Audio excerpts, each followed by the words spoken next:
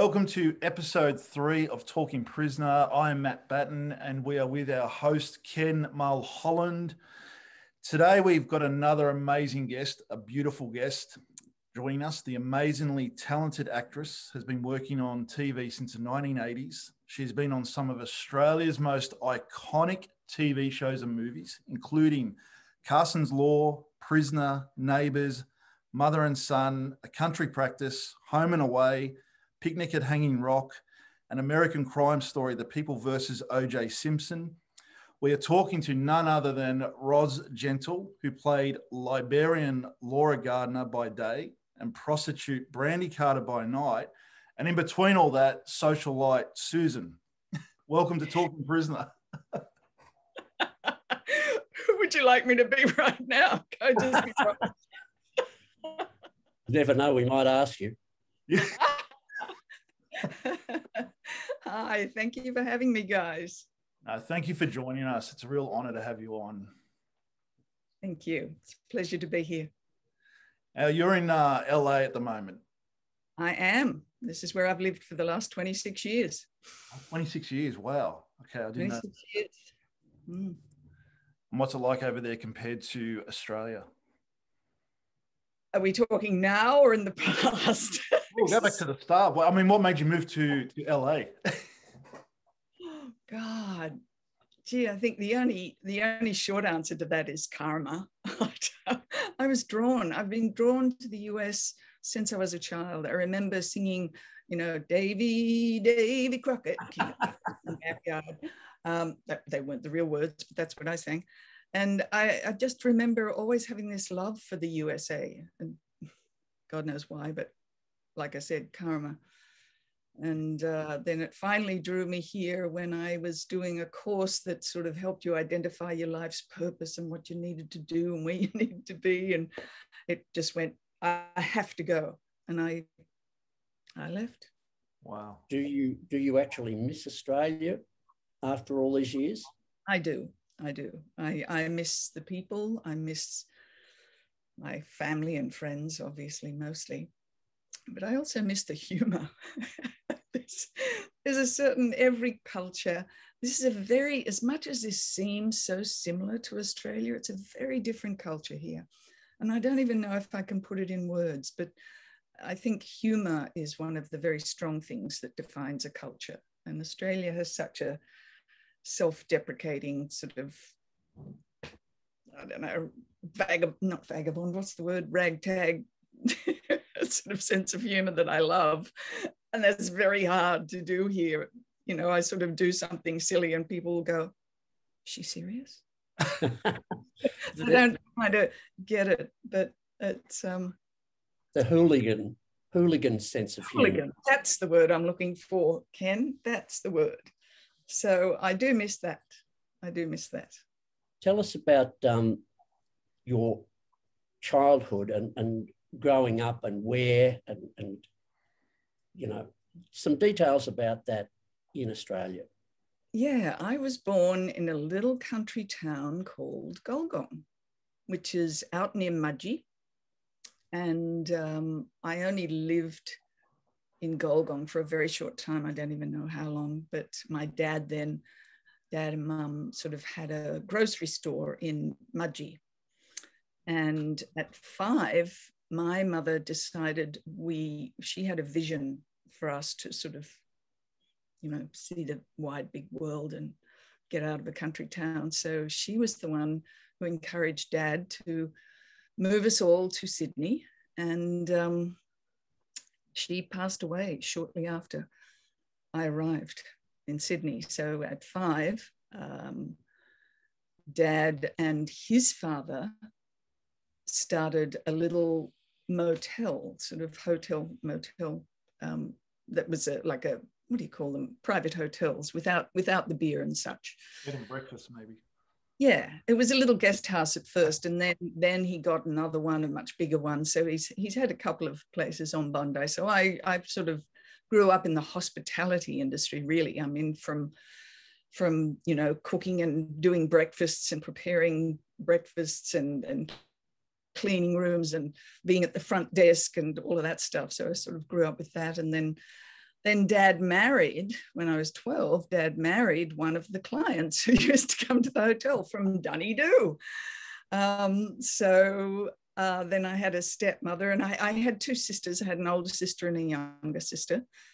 And then when Dad remarried, we had 7 more children. I was at boarding school between 5 and 12. And then we had 7 more siblings. So I have 9 siblings right now. Real brave. Grew up in a big family, but mostly around the eastern suburbs. And then when I left home, I sort of went to Darling Point and Glebe and Crow's Nest and back to Glebe and sort of round, but generally in Sydney. I was in Glebe the last before I left for the US. Wow, that's interesting. So, yeah, boarding school to another school, and then I became a teacher. That was my first job. And then at 26, I decided to, when I was around 18, I started singing with an all-girl trio. So we would do all the folk clubs and such at that time, and pubs. And then I backed Julie Anthony for a while. And then I thought, I really need to learn how to do this professionally. So I went back and started studying with a woman called Betty Williams, who was a teacher at NIDA. And she was running outside classes as well. And I studied with Betty for 3 years. But the first night, this is probably jumping ahead here. I don't know. See, I'll tell you. I was going to ask you about Betty. Yeah. Because I read up on that. She was at NIDA from 1973 until 2011. Yes. That whole time. She was amazing. And the first lesson I went to her, she started to ask all these questions about the psyche, and why do you think someone would do that? And where do you think that comes from? And And I'm going, oh, I love this. This is what I've always wanted to know, who we are, what we're doing, why we do what we do. So it was the psychology behind it that made me go, I want to be an actress. Wow. And now, today, I'm still teaching the psychology of performance at the New York Film Academy here in LA. Oh, really? Wow. So, yeah, I've taught it there for 10 years. So you're teaching now what she was teaching you back. Not what she was teaching me, very, very different, but still the whole understanding of human consciousness and why we do what we do, who we are, and all of that. Wow. So, yeah, so that's how I got into acting. And then, sort of, I actually started acting before I went to NIDA, and then I came back to NIDA and thought, because I could see all my friends going through NIDA and coming out getting work, and I wasn't getting the work. So I thought, I guess I have to do this 3 years again. After studying 3 years to be a teacher, I then went back to school to study 3 more years to be an actress. Just going back on Betty just for a minute, because I found it really interesting reading about her. She's responsible for teaching hundreds of students. What was it like learning from her? Oh, she was great. She was a very British, very big woman. And she was probably one of the best acting teachers there, though she always taught voice. Yeah. Though I do notice when we left, I noticed she started directing some of the shows there, and it was about damn time, because she was really, if I ever had to study for something, I would go to Betty to study it. Wow. She may have even helped me with this. I don't even remember now. So does the word method come into this? Is this no? Never studied method, and don't want to. Certainly not my philosophy. And I could go into that for hours, but it's probably not the venue. So do you actually remember? But that can be, I think. Do you remember anybody that you worked with at NIDA who sort of went on to be actors, big actors, actresses like you at that time? In my year, I don't think anyone went on to be huge. I think the ones that I think I know maybe Archie Michael. Don't know if you know Archie. He's done a lot of work in Australia. Phil Dodd. Not too many others in my year. The year 2 years ahead of me was Mel Gibson and Judy Davis. So, wow. Hello. But I didn't work with them. Who was ahead of me? Well, I think I worked with him one show where we had all the years combined, was Hugo Weaving. Right. Lovely man, Hugo. Yeah. Just trying to think who else. Not too many that became huge names. Well, Hugo became Elrond. Well, Hugo, like Hugo. Not too many in his arena. Mm. Mm. So you've done a lot of theatre as well. Do you prefer theatre over TV or TV over theatre? I haven't done a lot of theatre. I'd like to do a lot more, but it doesn't. In LA, there's only about 2 big theatres that actually pay, and they're very close little knit group, as most theatres are actually. But we had, for about 4 years here, we had a thing called the Australian Theatre Company. Okay. And in 2017, I think it was, we did a new Australian play called Grey Nomad, which I'm sorry, it hasn't gone ahead I don't think it's gone ahead in Australia yet, but it was fabulous. It was a 4-hander about 2 couples who went in their caravans, because it's the Grey Nomads. So I was the one couple that were the straight conservative, and there was another couple that were the nudist, sort of outrageous, couple, and we met and changed each other's lives. So it was a really lovely piece. And what period of time was that? Broadway World comedy things for that year in LA. Sorry, Ken?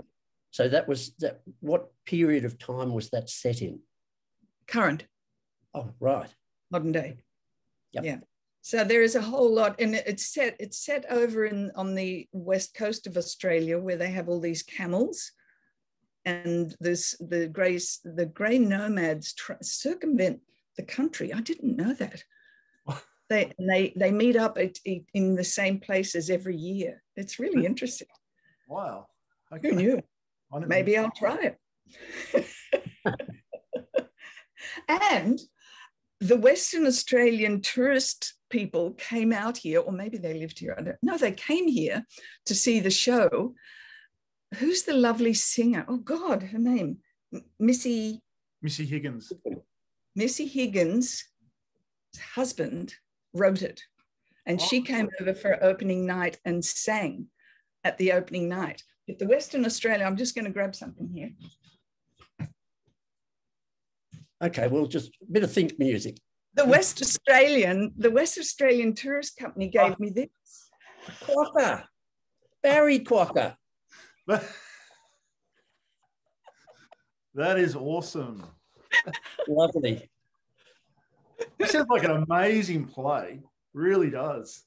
It was fun. It was so fun. It was so fun. It won all sorts of awards that year. So it was good. But I in Australia, I did Wizard of Oz and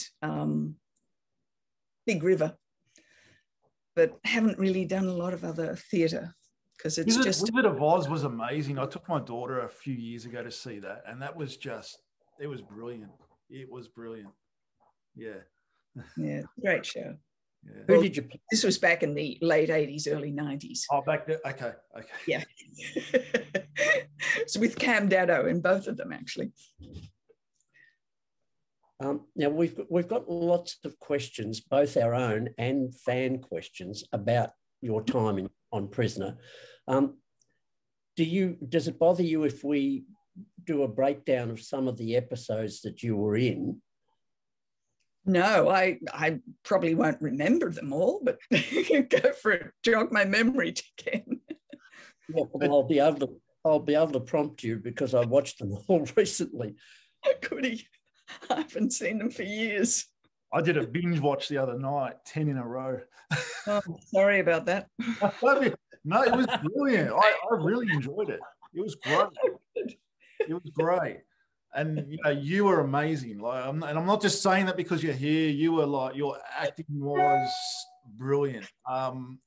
So had you watched Prisoner before you were on it?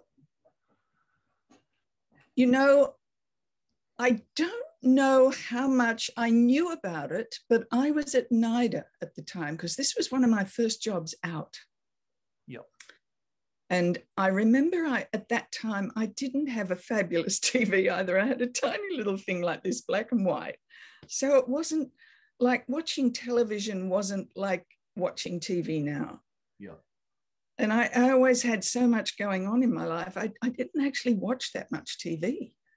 So I knew about it, and I knew it was the show every female actress wanted to be on. And I'm sure I watched a couple, but I certainly it wasn't my weekly regular serving. You weren't hooked. Wasn't hooked to anything. Well, so how did you come to get that part? My agent called and said, "You have an audition." So I went and auditioned. And at the time I thought, oh, great. Oh, I've got an audition for Prisoner. And then I looked at the script, and it was one of the transitions was in the script. And I thought, oh my God, that's interesting. Let me think about this. And I mean, auditions come in a day or two before. Oh, that's my dog. Excuse me. I have to let she'll just keep barking. I'm sorry. That's all right. I have a dog too. I've got a filling dog at the moment. She'll just come and say hello. Yes. Oh, yes. Now, We want to see her. say hello quickly. Say hello. There you go. That Cookie. Hello, Cookie. That's This adorable. is Nico. Or I call him Moo. There you go. So that's, you know, auditions come so quickly. You don't have time to research for auditions. You just go with your gut. And I had seen things like Sybil and Three Faces of Eve, and, you know, I'd seen movies about multiple personality. So I may have, no, you couldn't just go to Netflix and look up one of those movies in those days. I think I just ran off memory and gut and just did it.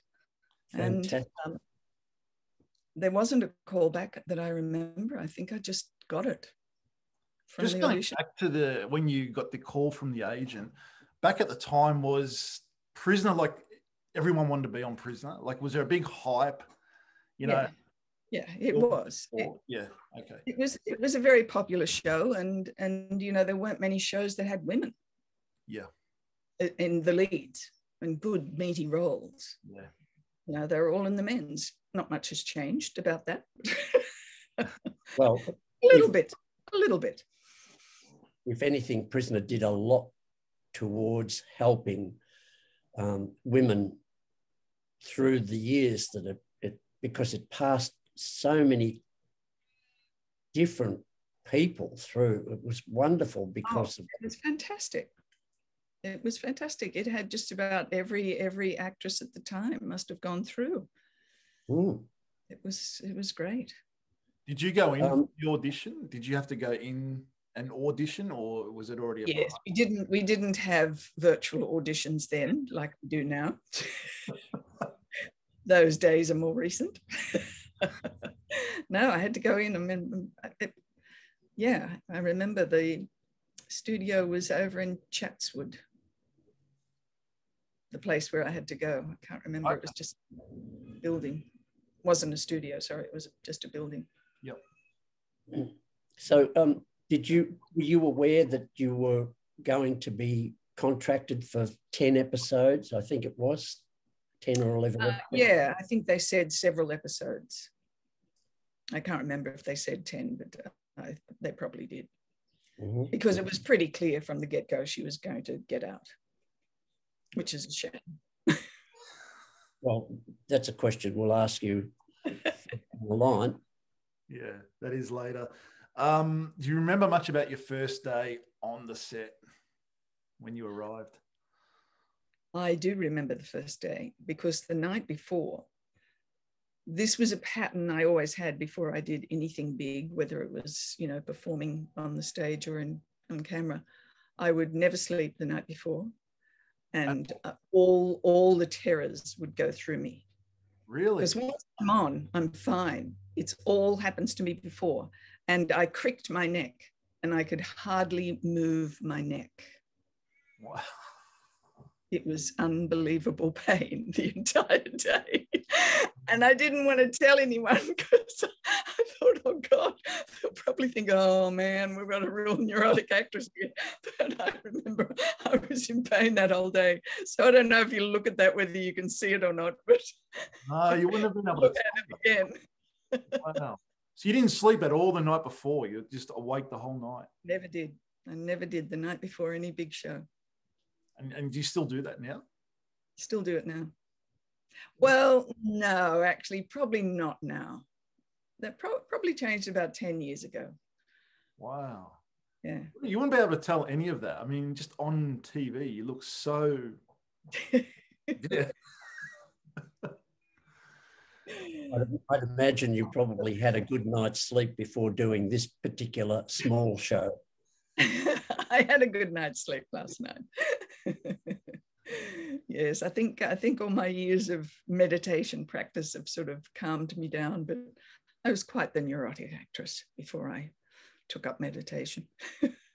Oh, you meditate. That's great. I love meditation. Yeah. Yeah. It's good. Yes, I generally meditate over a glass of wine. Uh-huh. Well, I can do that occasionally too. Gin and tonic, more so. So at the time that you got the part on Prisoner, obviously it was rating really well. As an upcoming actress, because obviously you just had I think it was Carson's Law prior to Prisoner was your first part.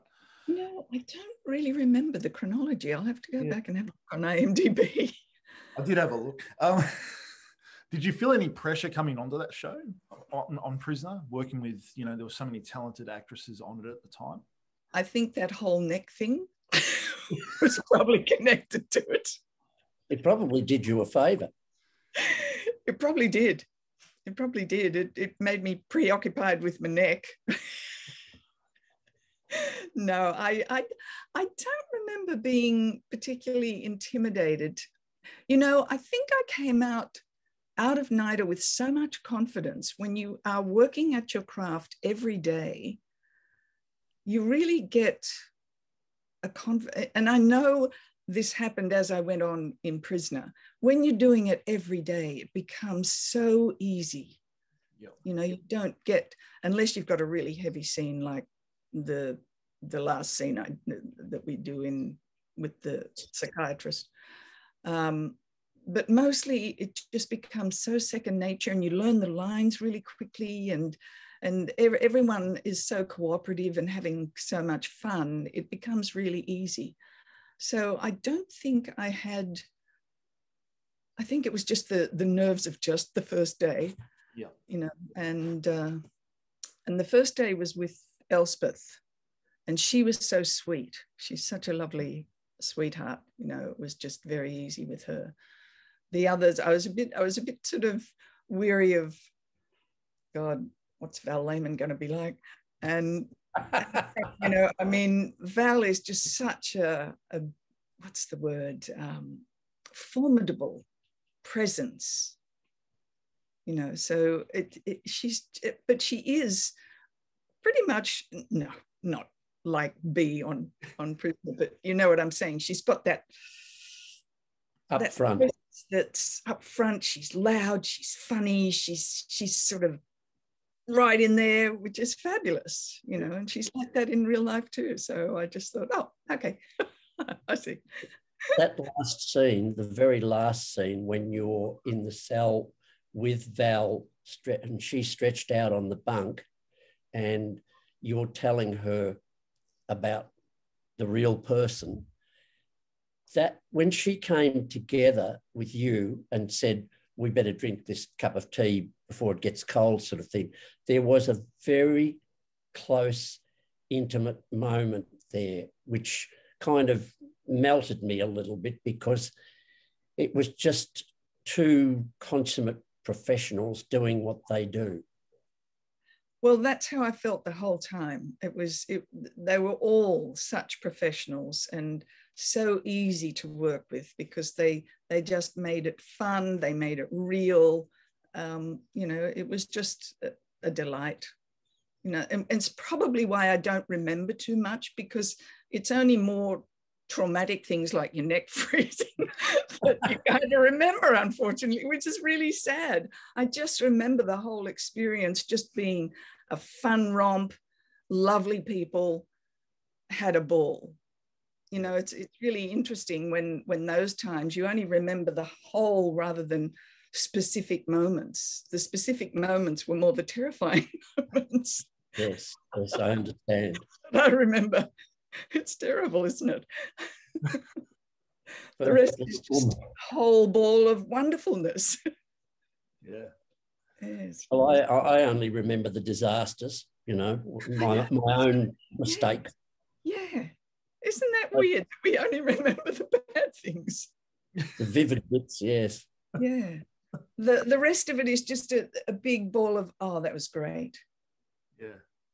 But you remember those specific hideous things you did.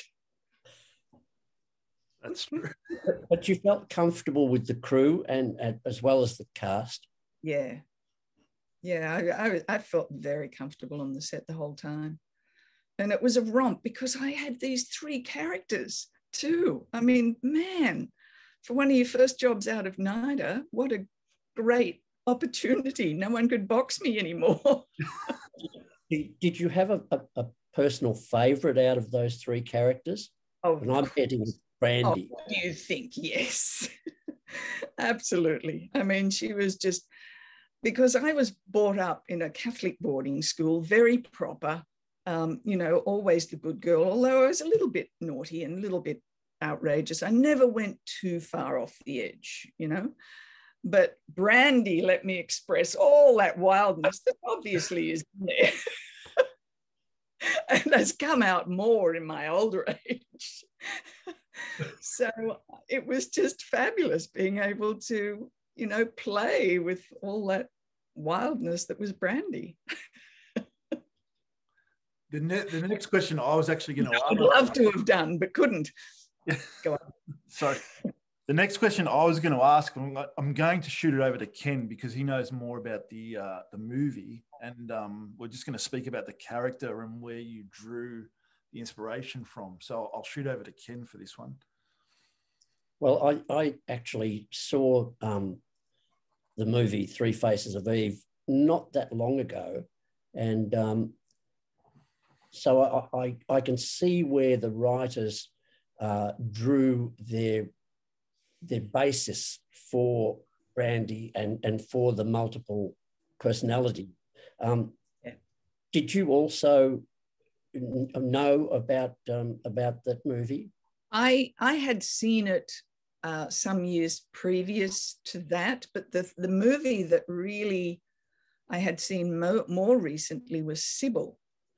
And she has more than 3. She has about 14 or 17 or something. I can't remember now.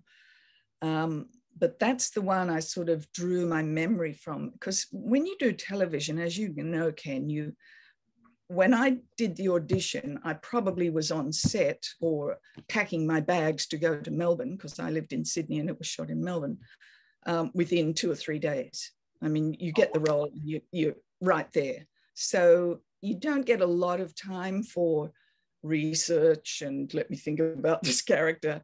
You've really got to go with your gut the whole way, because they didn't say much other than she's multiple personality, or as we call it now, dissociative identity disorder.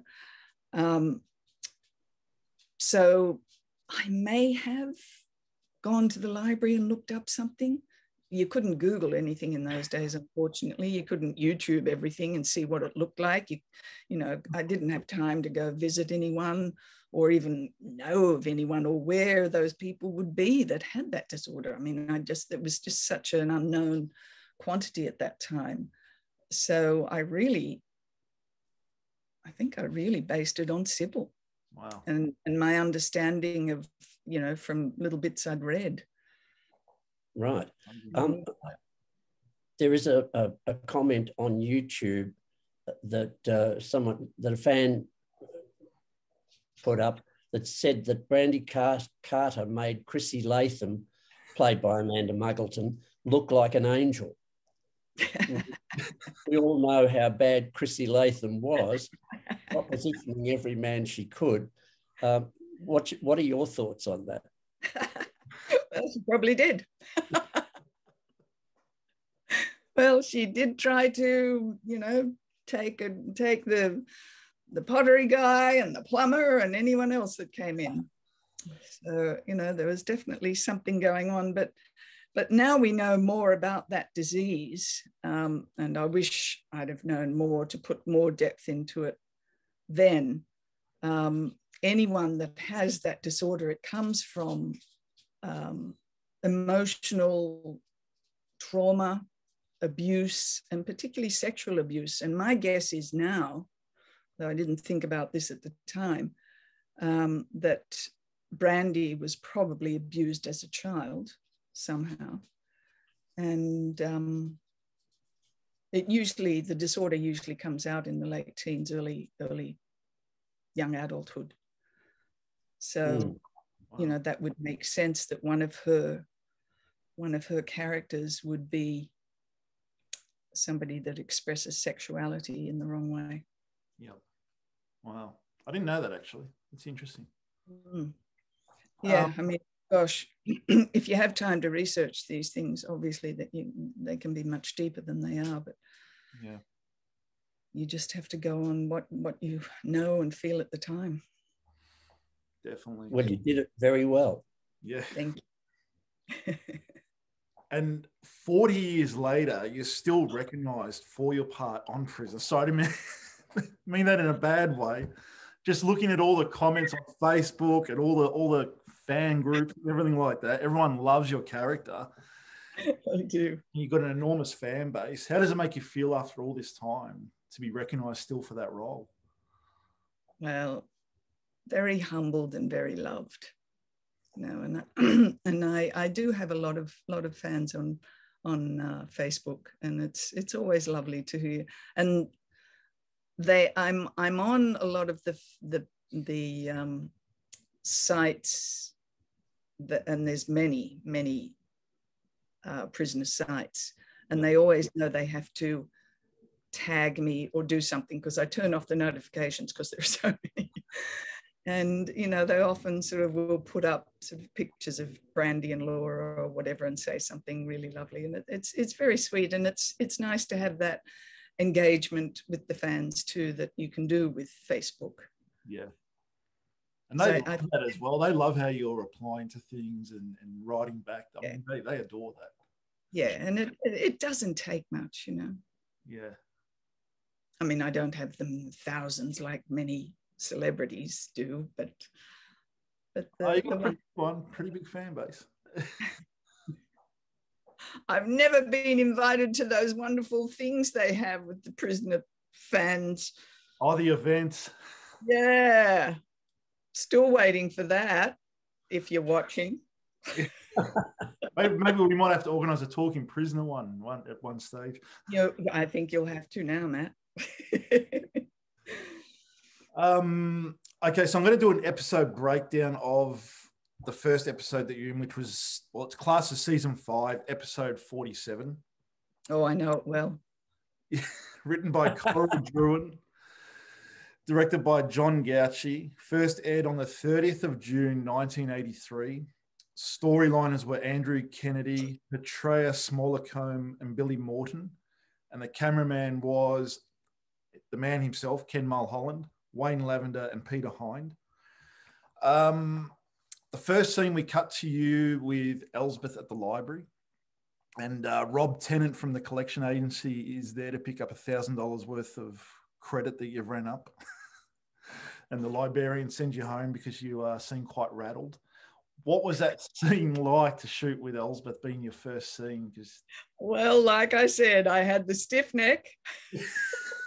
But yes, that was it's always interesting with OB because sometimes it happened before the actual reading and before you ever got to meet any of the rest of the cast. And that was the first day. And I'd not met anyone.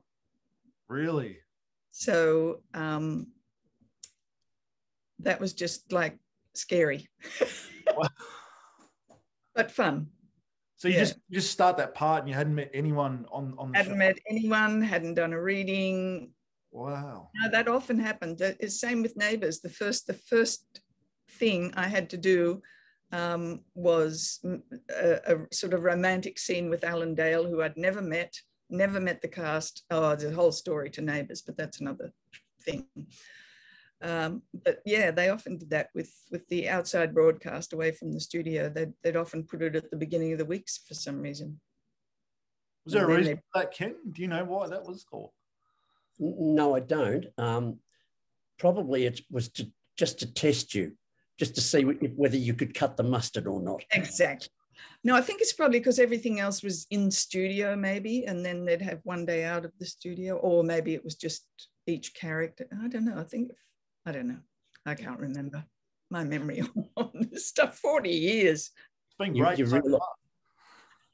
realise that that the fans are now going to be watching your every move as a librarian, waiting and looking for that stiff neck. I tried not to show it. It worked. It worked. I didn't notice it. The next scenes are you walking through the dress shops, through the shops, and there's a mannequin dressed in a red dress with long black hair, and you stop and just stare at it. Was that the moment that we saw the beginning of the transition of Laura to Brandy, deciding that she would become, well, not to put too far a point on it, a prostitute? I don't think it was her first time, because remember, they came into the library because she was $1,000 in debt. Brandy had done that.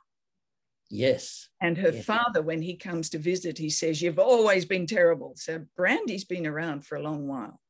Yeah. Right, of course. So this was a trigger for Brandy to go, "Oh, I like that." So she probably went into Brandy and went and bought it as Brandy. That probably transitioned her in that moment, but it wouldn't have been the first time. Right. Yeah.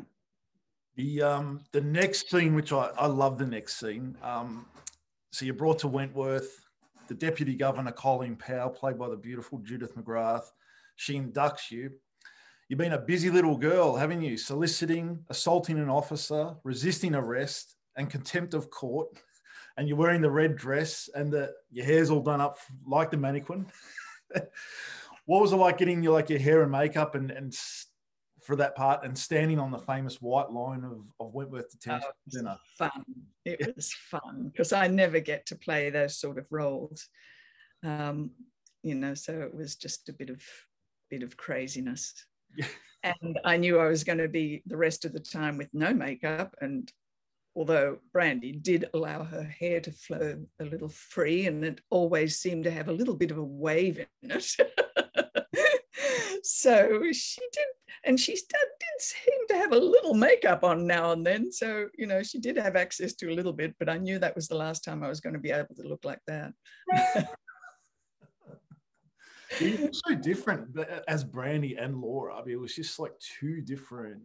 It was brilliant. It was amazing. This has been a theme of my career, Matt, this ability to show the dark and the light side, because I remember being cast in The Wizard of Oz. I was the understudy for the good and the bad witch. And when I left, they had to replace me with two people.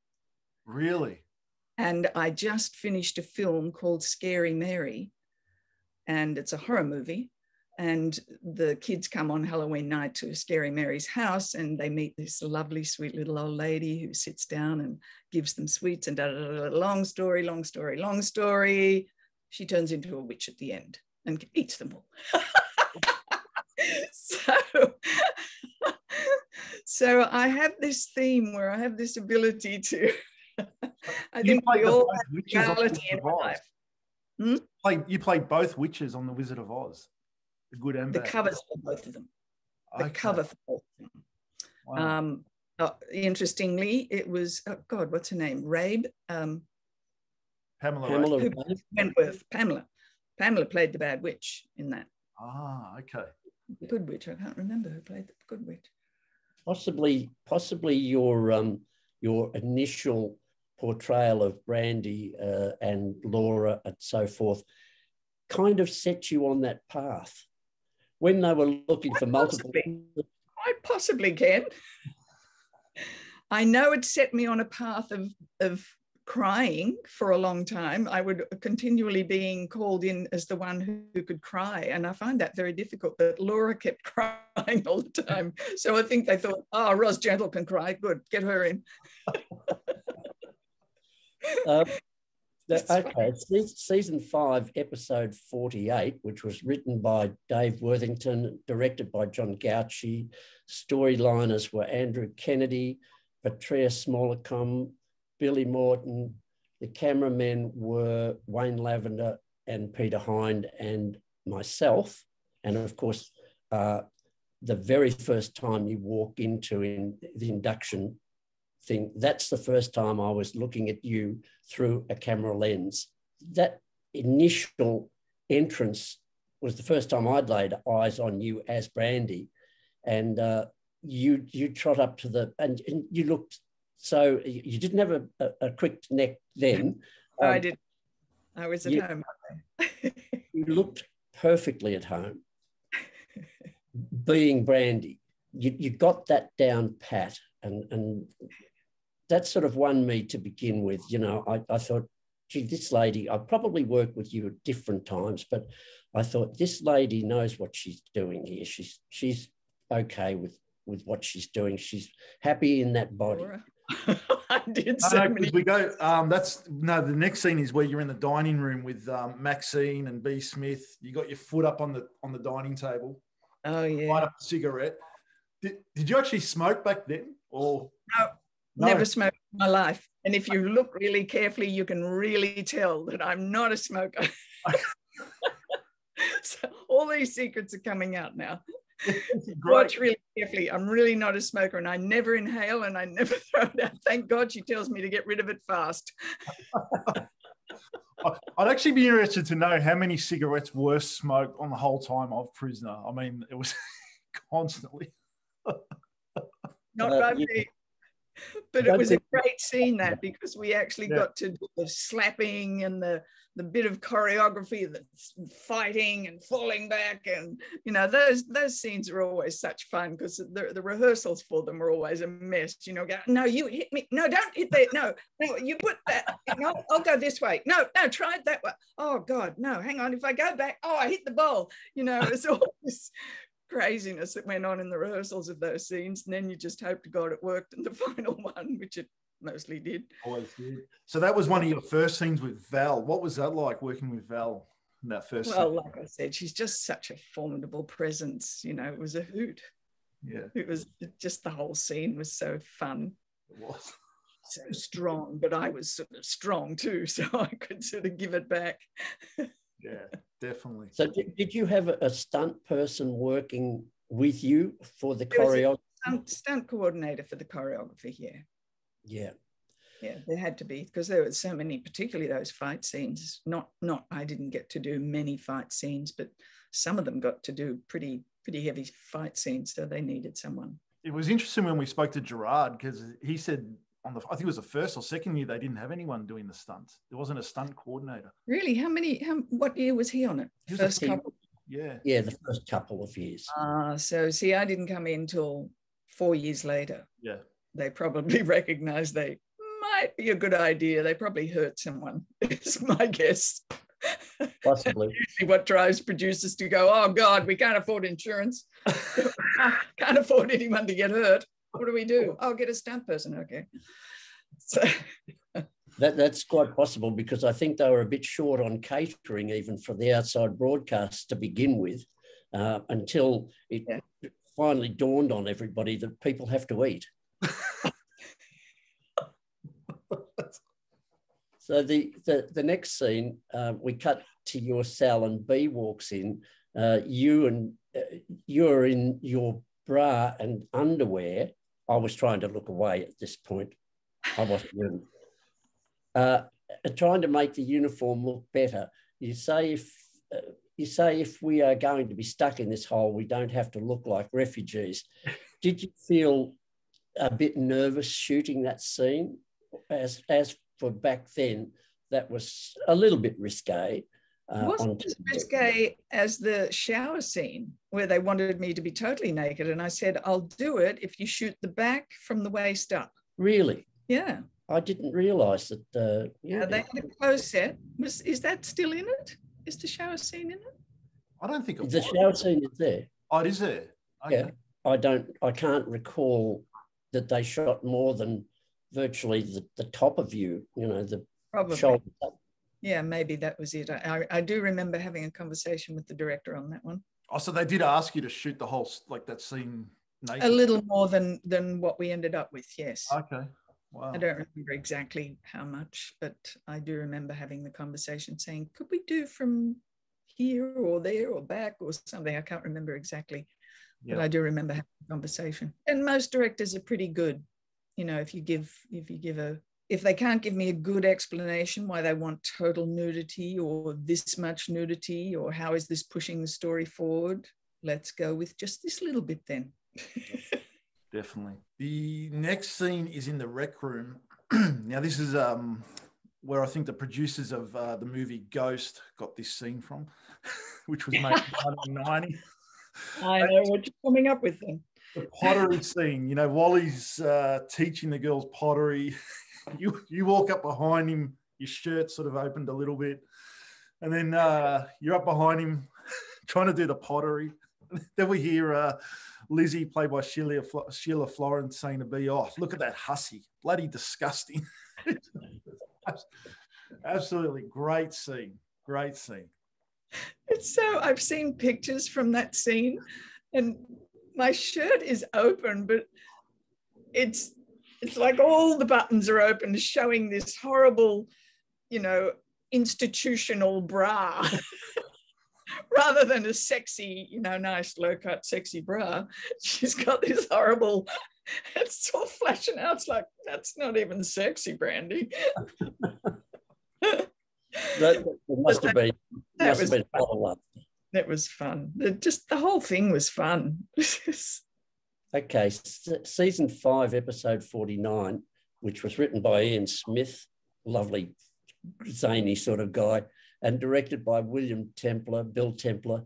Storyliners were Coral Druin, Andrew Kennedy, Patria Smallacombe, Billy Morton. The cameramen were Simon James, Des Ansons, who was the head cameraman at that time, and myself. We cut to the shower scene where you become Laura. You're walking around the prison, a completely different person. This acting is very well done. Yeah. How can you be the outgoing Brandy to the scared Laura? Well, you know how you did it. You're running around the corridors crying, and then Meg works out where she saw you. The librarian. What was it like playing such two opposite parts? Did you find it challenging, or did you really enjoy the challenge? I really enjoyed the challenge. Like I said before, it was just such a gift to get 3 entirely different people to play in your first role, a first big part out of NIDA. Gosh, it's I'd live for it to happen today. I'm lucky if I get 3 or 4 lines in something now. Well, that gave you a chance to really display what you could do. So it must have been, a golden opportunity. Oh, it was. It was great. I mean, I did have to think, who am I today? Sit down in the makeup chair and go, which hair, which clothes, which. And I think there were only a couple of days where I had to change from one to the other in the day when it wasn't a transition. Although many days it was a transition as well, but most days I'd sort of stay this character all the way through. There were a couple of days where I had to change, I think. But no, it was just fun. Yeah, that's what I saw the next scream. That's what I found amazing about the character you play, because from running out of the shower, you know, you've come from Brandy, and then you're in your cell and you're trying to fix your uniform because you made a big slit up the dress as Brandy, and now you're trying to fix it because you're fully shocked at what's going on, like you're Laura now, and you got this big slit in you, and you're trying to fix it, and it was amazing. I mean, I said it before. I mean, it was Logie worthy. I mean, that was an award. You should have won an award for that part. It was brilliant. Oh, bless you. Well, I had, when I did the scene with the psychiatrist, don't know if you're going to ask about that, but I'm going to talk about it now. The scene with the psychiatrist, when I got home, and because you got the script on Friday for next week, you know, so you had the weekend to learn your lines. And I remember getting home and having a look at the script and going, oh my God, what do I do with this? And home means to the motel I was staying in. Oh. So I wasn't able to sort of do a lot of screaming and yelling because there were people next door.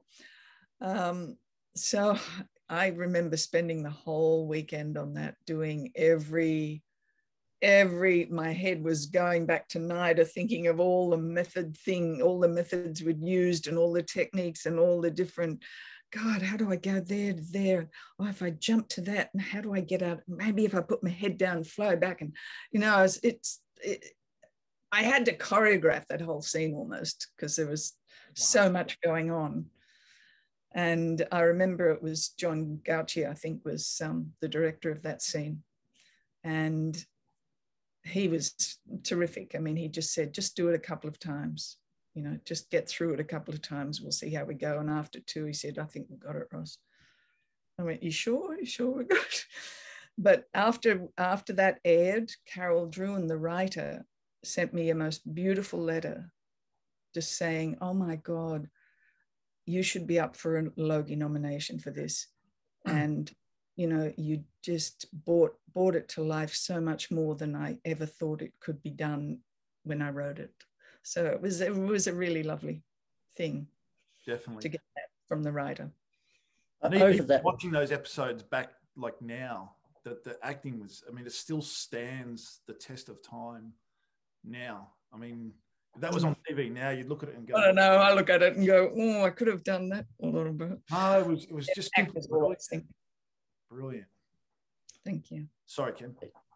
I was going to say that over that weekend that you're rehearsing it on your own in a motel room, that must have been absolutely exhausting. And you know, you probably did have a good night's sleep after going through 2 days of that. Yes, because it was quite a long scene, and you couldn't cut it. No. Cut it out. So I had to get through. It was about a 2 or 3 minute scene, which in television terms is quite a long scene. And it was basically a monologue. Yes. So it took some learning. Wow. But it was a trip. Really exacting. So it's the work that you put in those couple of days does come out on screen. It really does. That's nice to hear. Now, season 5, episode 50, written by Wendy Jackson and directed by William Templer. Storyliners were Coral Druin, Andrew Kennedy, Patria Smollicum, Billy Morton. The cameramen were Ken Mulholland, Simon James, Des Ansons. There's a scene in the laundry where we see Brandy Carter at her best, breaking the laundry equipment so that they would have to call a maintenance man. Golly. Yeah, she was pretty shifty. So Joe the maintenance man is played by Vince Gill, who's a lovely guy. Worked with him a few different times. He had a couple of roles in Prisoner, or several, I think. as well as many Australian TV series and the film Mad Max, of course, he appeared in. Yeah. He can play a loony like nobody else can. You come into the laundry too, and you start kissing Joe, and then it cuts to an ad and back to you doing your shirt up. So we can only assume that Brandy has had a sexual encounter with Joe. Joe says that he never expected anything like this when he came to the prison. Do you have a feeling that there should have been more to that, to those, the preamble and the aftermath? Do you think that would you have liked to have done anything further on it? No, I always think it's nicer to leave those things to the imagination. I think we've put so much out now that there's nothing left to imagination, and it's all become very bland, really. So I kind of like the fact that they don't show it all sometimes. You know, I can create it in my head what went on. Yeah. Yes. But he was great. He was great, Vince. And it's nice when you get an actor where you've got to do a kissing scene and you've just met them, 2 minutes before, that is relaxed, because, often actors can get a bit, oh shit. And I always try and teach, the students I teach now, be the one that is relaxed so you can relax the other person, because if you're both tense, it never works. But if someone's really calm and easy about it, it makes it much easier for both, because it makes it easier for you. And in that scene, he only gave you $50, which was probably a lot of money. Exactly. Yeah. Well, but it was a lot of money back then, actually. I think he does say that it's all the money he's got on him. So it kind of makes it a little better. Season 5, episode 52, this is the one where you do everything. This is the one where you put the cherry on the cake. It was written by Brian Williams and directed by Steve Mann. Storyline was Coral Druin, Andrew Kennedy, Patria Smallacombe, Billy Morton. The cameramen were Wayne Lavender, Ross Crabtree and Ken Mulholland. There's a scene in your cell before we get to the one with Brian Williams playing Dr. Weissman, with Judy Bryant, played by Betty Bobbitt. She's telling you that she will help you when you get out. You are Laura, and Judy is telling you that when you get out, you can't go back on the game, being prostitution, which is what we colloquially know as the game, for the fans that don't happen to know that. It's known as the life. The life. Right. Okay. I can just say that the whole thing of prostitution, had I known what I know now about prostitution, and, because she is multiple personalities, so she's not really in that, it would have been, she would have been working on her own, I think. But I work with a group here called Shared Hope International, which is about sex trafficked kids, which helps them and helps change laws and the whole laws around sex trafficking, particularly of minors, which many they used to call prostitutes, are now called victims, and are, victims not, they're not prosecuted against, they're held as, they're not held, they're recognized as the victims they are, rather than prostitutes. But unfortunately, those young, mostly women, but men also, go on to make the choice of prostitution because their self-esteem has hit rock bottom. They don't know how else to survive when everything is stripped away from them. But that's a whole different ball game now, what prostitution is in most of the countries now. It's a game played by not the people who are being prostituted, but the people who are in charge of them, the pimps and etc. And cyber internet has just exacerbated that whole situation beyond. And that's an organisation you currently work with at the moment. Yeah, Shared Hope International. She was a woman. Linda Smith was a congresswoman here, and she went to India and she found one of the orphanages there that had all the children that were not orphanages, a place with all these young kids being prostituted out, and they were all 9, 10, 11 young children. And she took them out and created an orphanage. And then she came back to this country and started to investigate the situation of sex trafficked kids here, and found there were hundreds of thousands. It's a huge business. And I can bet that there is that business in Australia.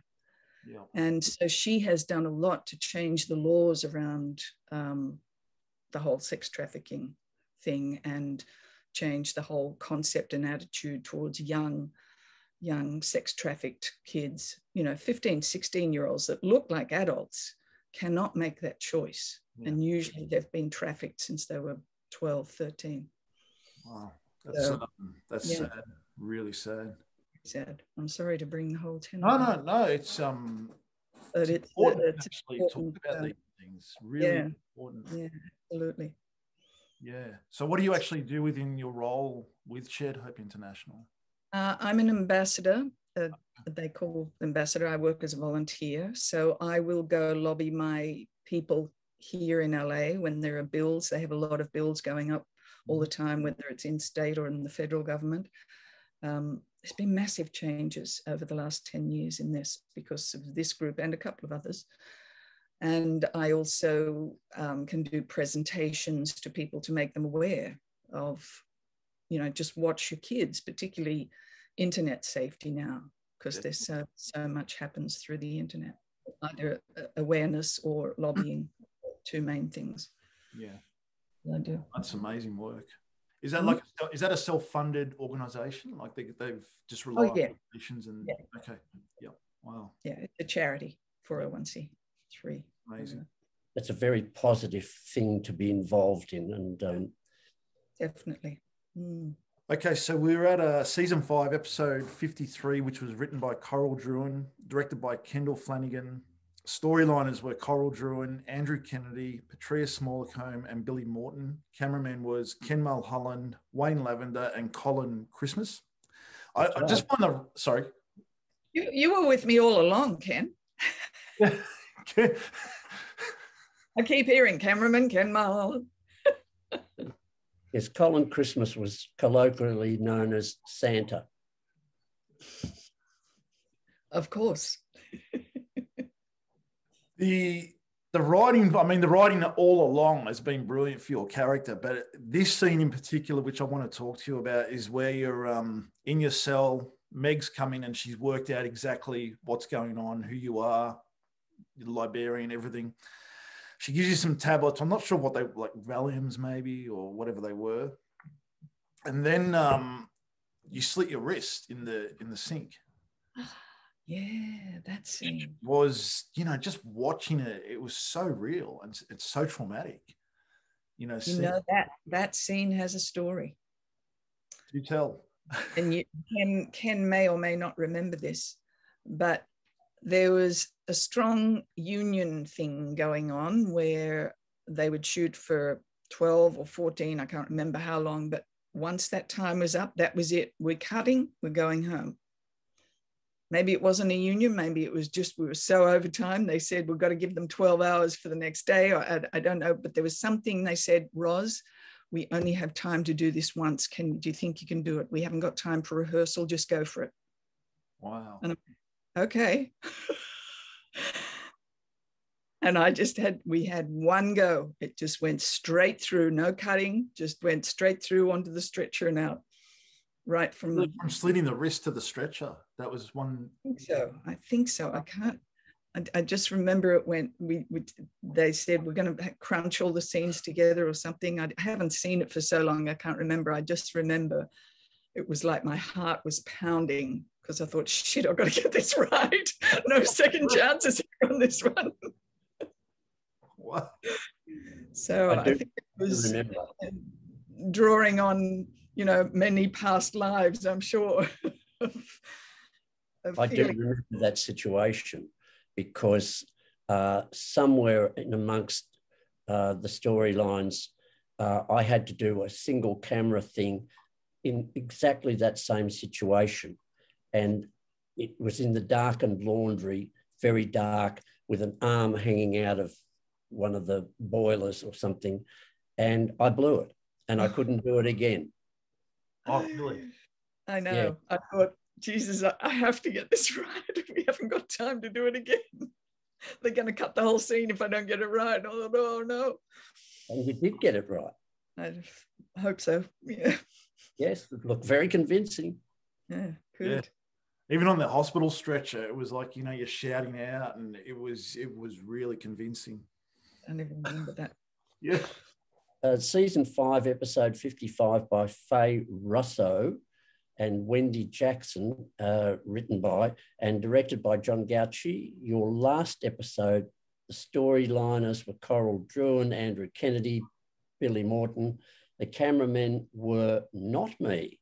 Wayne Lavender. I was probably there, but they only ever put up 3 camera credits. By that time, we did have a 4th cameraman, so I could have been there anyway.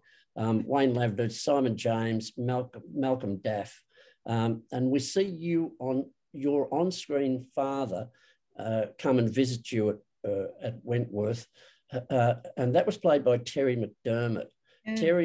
Terry had been working in TV since 1957, and I actually worked on the very first episode of Homicide, and Terry Mcdermott was part of the 3 cops that were there.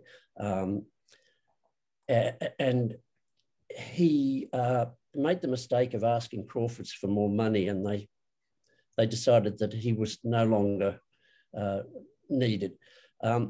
It had been 20 years since, but as soon as I saw him appear, I thought straight away, I knew who it was. He'd been in many iconic Aussie TV shows, and just such a nice man, a lovely guy. Okay, he'd aged a little bit, but yeah. As we do. Yes. Yeah, he was lovely.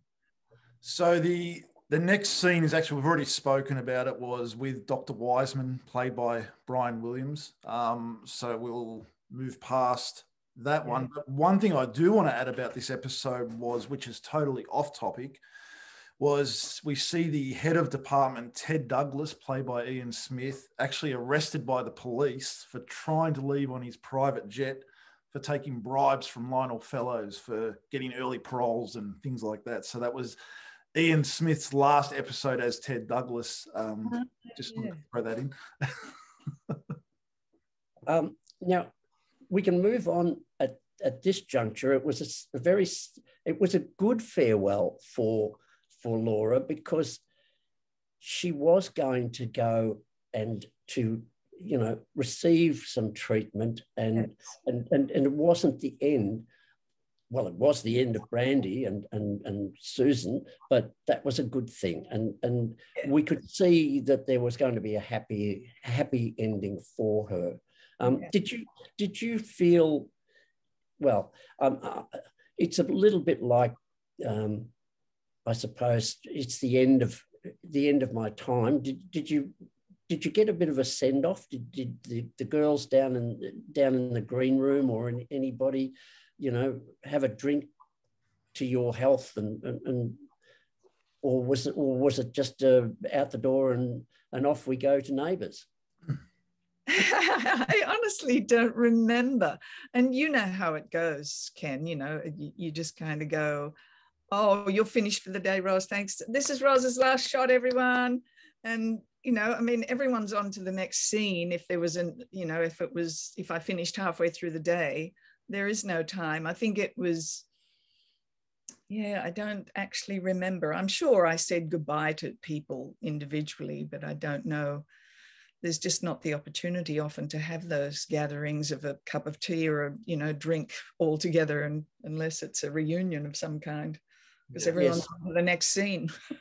Yes, very much so. Rather like when Val left and when Sheila left, there wasn't too much. It was like, we've got a time schedule, we've got to keep going. No, there's just, everything's time in television. And just before you get on to Neighbours, Ken, sorry, can I just go back 1 second? Yep. Did you want to stay on Prisoner longer when you got the part? Were you a bit disappointed that it was just 10 episodes? Oh, absolutely. Absolutely. I'd have stayed for another couple of years if I could. I'd have stayed to the end. I think she should have stayed to the end. Been reformed and run the halfway house or something like that. Exactly. One thing I do remember, there was a scene in the boiler room where I do a transition. And I remember on that day down in the boiler room, it was the big fires that were in Melbourne. And I can't remember who the director was, but his house was about to be burnt down. And he kept running away every 10 minutes on the phone going, is it okay? How's it going? And then he'd come back. I can't remember who the director was that day, but I remember there were terrible fires in Melbourne at the time. Was it Ash Wednesday? I was about to say Ash Wednesday, yeah. Might have been Ash Wednesday. The temperatures were like through the roof. So did you actually go from Prisoner to Neighbours, or was it the other way around? No, Neighbours came later, maybe a year or two later even, I think. And you appeared in Neighbours from episode 12 to 19, according to what I've got listed, and this was when Neighbours was on at Channel 7. So I think at that stage of the game, Channel 7 was still in South Melbourne, the old studios back then, and I presume it would have been in possibly it could have been at the Telly Theatre, but more likely it would have been in Studio 1 at Channel 7. Don't remember, honestly, but there's a great story behind Neighbours. I got the role, again, audition. Sorry, just have to let the dog out. It's okay. How'd you go? So I got the role, and I was literally going the next day or within the next 2 days to fly to Melbourne, because I lived in Sydney, as I said.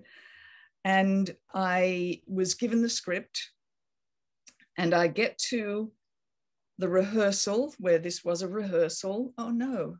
The first day was with Alan Dale. It was a very romantic scene. It was outside broadcast again. Played Jim Robertson, just for everyone.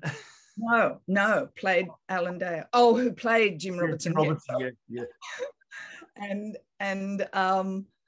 then the next day, coming to meet everyone, I meet my sister. I can't remember her name. Do you remember her name? Oh, Nate, your on-screen sister. My sister on screen. She played Maria Ramsey, I think it was. That's right. Yeah, Maria Ramsey. Yes. And she had a very strong Yugoslavian accent.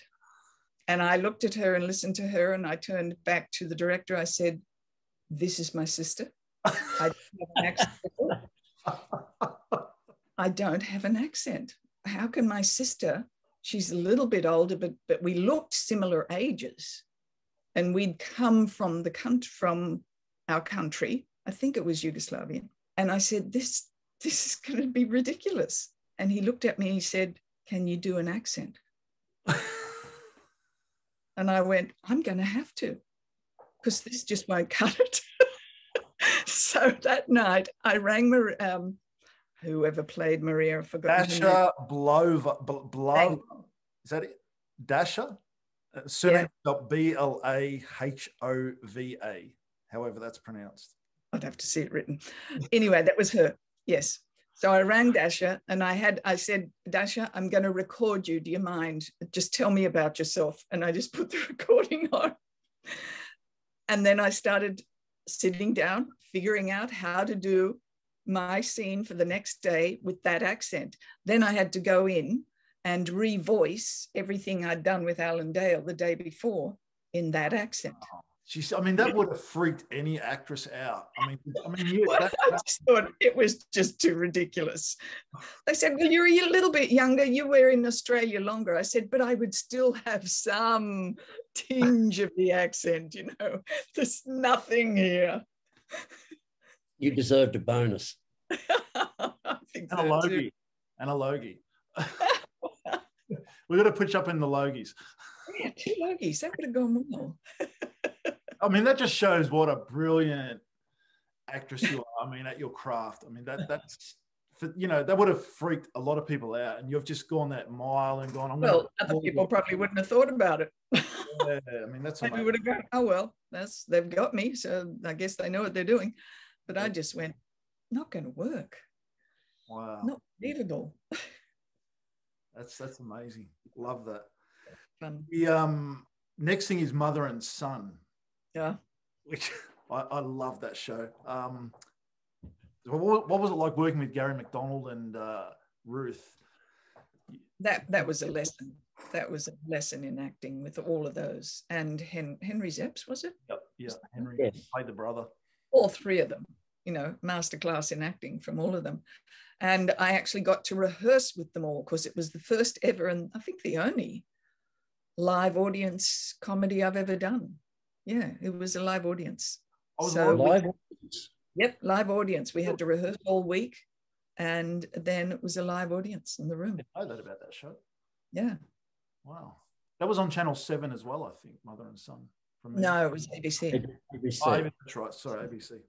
Definitely ABC, because it was also, I also fell in love with someone at that time. No more stories about that, but someone had planned a whole meeting thing happening. Hearing with a live audience just adds one more layer to how much pressure. Oh, yeah. Yeah, I was actually quite terrified to do the live audience thing. Even though you'd done theatre? Yes, it was still quite scary though, because, I mean, they just had all the cameras around and they expected you to get all the way through it. We didn't. There were a couple of stops, but that's what was expected. So we had rehearsals all week and then shot it on the last day. It was a little woo, but really fun because there was such good comedians I was working with. Do you have any memorable moments about Ruth at all? I mean, she was just amazing. I went to NIDA with her daughter, Anna. Oh, really? Her daughter, yeah. Wow. She was wonderful. I can't remember any specific moments, but there was one scene that we did together, but I just had to hold myself from laughing at her because I'd always seen her on the stage and just loved her. Yeah. And it was just very hard not to laugh at both of them, actually. I mean, you got Gary McDonald on one side, Ruth here, and Henry Zepps in front of you. You go, I was sort of the straight man for all of them, I think. Straight woman. It must have been a great experience. It was fantastic. And to get to do two, you know, not just one, but. Mm. Yeah. Now that you're living in LA, we've seen you on American Crime Story, People versus O.J. Simpson, working with the likes of Kenneth Choi. Is that correct? Yes. Yeah. Cuba Gooding Jr., David Schwimmer, and John Travolta. What was that experience of working with those people like? Well, that was a very interesting 3 months of my life. Because I was in the court, in the jury, I got to see every court scene, basically. And the first thing I'll say is you start to see the hierarchy of how Hollywood really works. There are sort of 3 levels. There's your A-listers and the leads, and then there's your smaller parts who have speaking roles, but not quite up there with the leads, and then there's your extras, and you're all given separate places to be, you know, when you're not on camera first. So you only interact with those in your arena. But again, another masterclass in acting, because I saw all of the scenes that those guys did, and they had some big scenes. Sarah Paulson and God, what's his name? Stanley Brown and Courtney Vance. I mean, they all had like really big, solid, long speeches to give. And I don't think I ever saw them miss a line. Really? Ever. Not once. They had it. Scenes too. And they were in there every day. Yeah. And they were huge scenes. So it was very interesting to watch. And I remember watching Sarah, and she had a recording of the original Marcia Clark trial, the actual trial itself, and she would be listening to it just before she started again, sort of getting, I guess, the intonation, the mode of speaking, etc. So it was really interesting to watch those guys in their element. It was a brilliant show. I remember watching it. It was great. It was fantastic. Yeah. The acting at every level, every guest star that came on, everybody was so good in it. All the jurors. I mean, I had such a small role. Hierarchy, like the A-listers, and then. So, what's an example of saying John Travolta? Where would he go compared to where, the middle person gets to sit? They all have their trailers to go to individually. Individual trailers. We had a room to go to, and the extras had an area outside to go to. So that sort of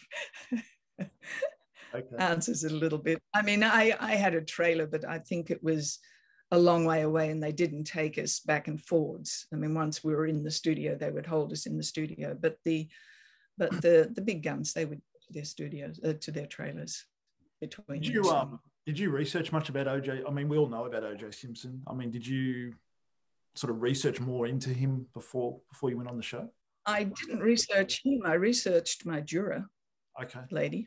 Yep. And she, she's one of the few that didn't write a book, unfortunately. So she worked as a clerk for the gas company.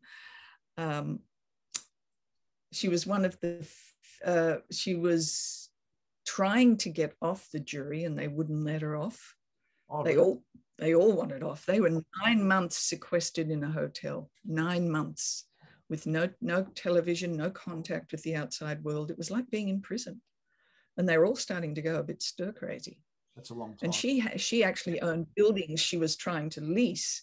And the judge, who Kenneth plays, actually got someone to help her rent out her building so that she wouldn't lose the money, because they're all losing money hand over fist. Wow.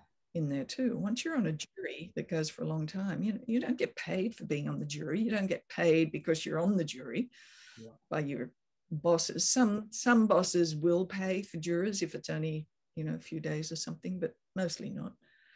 So it was and she was the only one that never smiled at Cochrane, and they knew she hated him. I know we're taking a lot of your time, but just going back on Kenneth Choi, I find him fascinating. Like watching him on Sons of Anarchy playing a bad guy, and then seeing him as a judge on the series you were on. What was he like to work with? Yeah, he's great. Yeah. Again, you've got very little contact with those guys. The only ones that would come over and talk to us were Cuba and Courtney. Oh, really? Courtney Vance and Cuba Gooding Jr. were the only two that came and interacted. Although Sarah came a couple of times. Wow. Came and chatted to us, but mostly they sort of to themselves.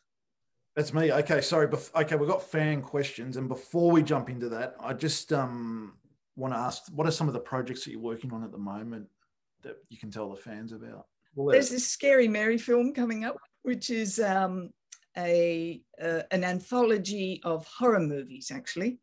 It's because I'm sort of the wraparound linchpin between all of them. I'm telling stories to the kids, and they cut away to all these stories. I don't speak the stories. The whole story comes up, and there's about 6 or 7 different horror stories in it. So that's fun. And I just finished one called Wild West Chronicles, which is my first Western.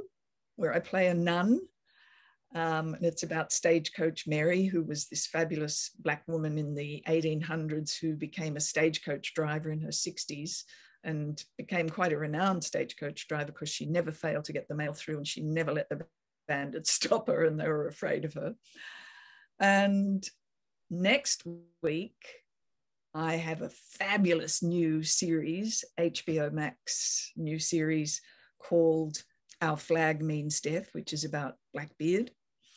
Wow. And it's a true story about a guy called Steed Bonnet, who is from an aristocratic family, and he decides he's done with that and wants to go and be a pirate, and he joins Blackbeard for a while. It's a true story. And then after that, I have another horror movie in August coming up. I seem to have a horror theme going on now. Oh, I forgot. And I did American Horror Story. Not American Crime Story, but American Horror Story a couple of weeks ago also. So that's coming up. Wow. So yes, a few little things coming up. For the fans that want to see what you're up to, also they can follow you on your Facebook page, which is under rosgentle. They can join me. There's rosgentle actress if you just want you know, little bits, or you're welcome to join me on my personal rosgentle page. We'll put a link up on our website as well at talkingprisoner.com. Well, now we've got some fan questions. This one's from Bianca Ibeck from Australia, and also from Mark Stubbs, who asks, how do you feel about working 3 personalities in one go? Was it hard or confusing? And did you enjoy being a play school presenter? That I didn't know. Yeah, I didn't know that either. Oh my God, that's a flashback. Well, I think I've probably answered the first part. Just loved having 3 roles coming out of NIDA and, you know, just getting to play with all those different parts of me all at once. So wasn't confusing. I you know, it's just like learning the script. I knew which character I was and, you know, put your mind there. Play school. How did you even remember that? Because I only did a couple of them because I was being auditioned. They actually put us on air. The audition went to air. So the actual audition. I think Noni. Yeah, well, they said this is an audition, but you know, you're getting to do it. So was it an audition, or was it, you know, they tried out 3 or 4 people at the time, I remember, and they just wanted to get the feedback, I guess, from the viewers. So I think 3 or 4 of us did a couple of shows each, and I think the wonderful Noni Hazelhurst rightfully got it. So wow, but who remembers that? Yeah, I didn't know that either. Somebody who was watching. Deirdre Kinme from New South Wales says, Laura and her multiple personalities are one of Prisoner's most memorable characters. If Wentworth were to have the role, who would you like to have seen play it in the television series Wentworth? Gosh, I've been out of the country 26 years and don't know any of the young actresses there. Yeah. But just from a couple of shows I've seen here on Netflix from Australia, I think, who's the girl from Offspring? The wonderful lead girl in Asha Ketty.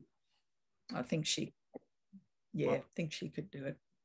There we go. I think she'd have fun with that. Get the word out to the Wentworth producers, Ken.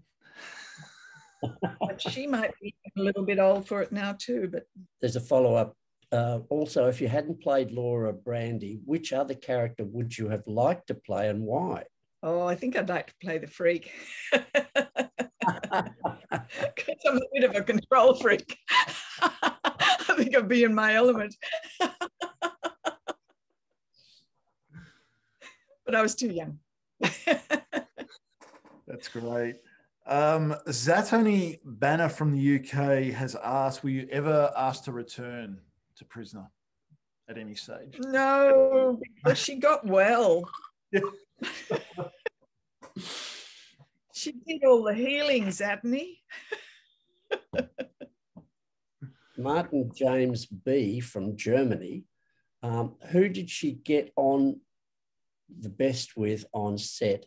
Does she watch the Wentworth reboot, and what is her stand standout memory from her time on set? Yeah. So who did I get on best with? I think the person I remember most communication with was Lisa Crittenden, actually. And that's probably because we're in similar scenes, and most of the scenes involved Lizzie and Bea and the heavy hitters. So we were probably waiting for our next scene to come up while they were doing their stuff. So I have a feeling that might be why I communicated mostly with her. So I don't remember a lot of time in that green room at all, because I think we were just working.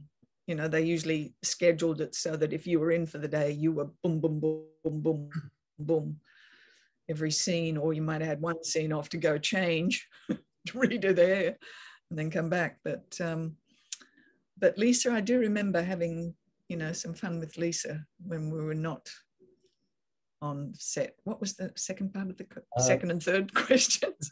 Have you watched Wentworth as such, as a reboot of the series? No, I haven't seen it because I live in the US, but I just discovered, I think it's on Hulu or Netflix. I think I saw it somewhere the other night and thought, oh gosh, it's on here. So I will be able to have a look now. Yeah. And the last question? The last question was, do you have what was my memorable? I think it was the day of the psych scene and the day of the fires, because I remember everyone was so, because everyone's houses were at stake and some were very close to burning down, and you know, we were still continuing this game called making television. You know, it's quite bizarre. Yeah. Would a cricked neck have got into third place? Possibly, and being the first day. Like breaking news on Talking Prisoner. Something after 40 years we find out about a bad neck. The next thing, it's not a question, but it was because obviously you posted on your Facebook about you coming onto this show. So it's more of a comment. I think it's by your friend called Samson McKinnon. Now, they said, you did such an amazing job in this role. Nobody else could have done an amazing job as you did in it. Your ingenuity, sorry, I can never get that word out. Ingenuity is like lightning from our sky gods. And being perceptive, nobody could even judge you on this. You did a mind-blowing job on this role, and I can tell by the reactions from others who I have watching the show of all ages. This was a very unknown very little was known about this illness in 1983. I just wanted to read that out because I thought that was really special and really, yeah, which I think is. Yeah, Sam sends me little messages every now and then. That's lovely. Martin Duggan would like to ask, were there any cast that were in Prisoner before you joined that you would have wanted to work with or be in scenes with? So, oh, Martin, I don't remember who was in it and who wasn't there when I came. You're really testing my memory here. And because I didn't really see a lot of them before. So I don't remember. Gerard. Sorry, Martin. Martin's Gerard. Another one I know. Gerard Maguire. Oh, yes. Thank you. Thank you. Yes, Gerard would have been fun. When did he leave? He was only in the first couple of years, wasn't he? Yes, first two. Yeah. Right. Yeah, I've seen Gerard here a couple of times, actually, here in LA. Wow. Doesn't live here, but he comes to LA occasionally. We know where he lives. Don't you, Matt?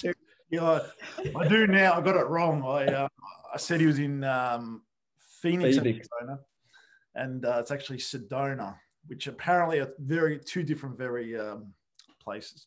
Very different. Very different places. Thanks for bringing that up, Ken. This country has many different places all over the country. This one's from David from the UK. If the new Wentworth series asked you to appear on the show, would you? In a heartbeat. You might have to do it by Zoom, but... No, I would fly back. I would fly back and do it in a heartbeat. Right. I could really see you on the new Wentworth as a governor or something like that. It would really suit. Yes. Yeah. I think so too. Yeah.